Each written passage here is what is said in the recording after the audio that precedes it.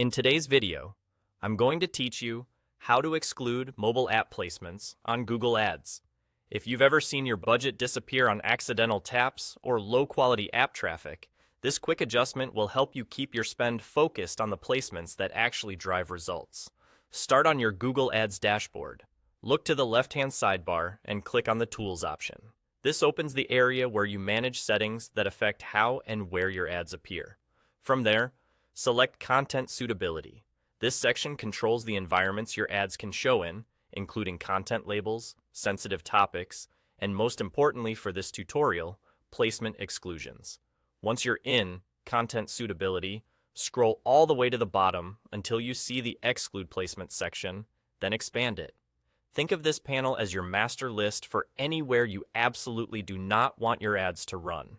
It's especially useful if you've noticed app traffic driving a lot of impressions, but not many conversions. Now, choose Apps. Here, you have two practical approaches. You can exclude specific apps if you know the exact ones that are underperforming, or you can exclude entire app categories to block broader groups, like games or utilities, where accidental clicks tend to be more common. Use the search bar to find particular apps by name, or filter by store to focus on Android or iOS OS. If you already have a list, you can paste App Store links or IDs to quickly add multiple exclusions. When choosing categories, start with the ones that historically deliver less engaged users for your business, and avoid overblocking if you rely on certain app audiences. As you make selections, double-check the list so you're not excluding placements you actually want. If your strategy includes some app traffic, consider excluding only the categories most likely to waste spend and leaving the rest open. Remember, you can always come back and refine this list based on performance data. When you're satisfied, click Save.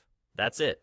Your changes take effect going forward, and you should see cleaner placement data and, in many cases, more efficient spend. If you notice a sudden drop in impressions, that's normal. Your ads are no longer showing in the app environments you blocked.